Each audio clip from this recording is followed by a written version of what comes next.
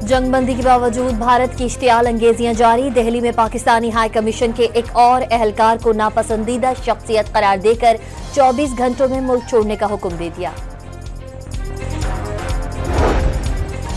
भारतीय वजारत खारजा का पहलगाम वाक़े की तहकीकात मुकम्मल न होने का एतराफ़। दिफाई माहिरीन ने तहकीकात के नताइज सामने आने से पहले ही पाकिस्तान पर सैकड़ों सुपरसोनिक मिसाइल और फौजी ड्रोन फायर करना बैनुल-अक़वामी क़वानीन की खिलाफ वर्जी करार दे दी।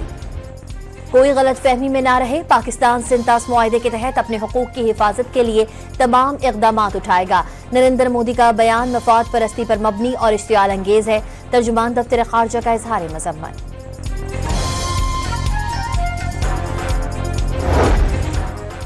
नरेंद्र मोदी के हिंदुत्वा कार्ड इस्तेमाल करने की कोशिश नाकाम हो गई। पूरे भारत में गैर मकबूल हो चुके पाकिस्तान से शिकस्त के बाद इस्तीफा दे देना चाहिए।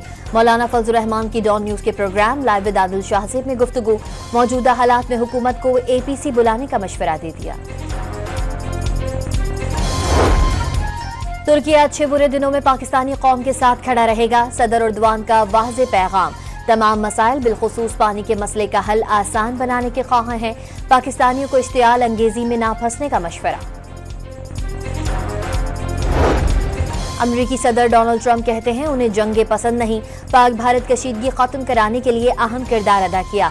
अमन के लिए ईरान के साथ डील करना चाहते हैं। पेशकश नजरअंदाज की तो पाबंदियों के जरिए सख्त पॉलिसियां जारी रखेंगे।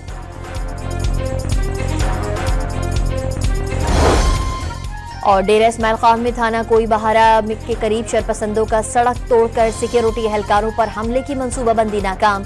जवाबी कार्रवाई में शरपसंदों के ठिकाने तबाह कर दिए।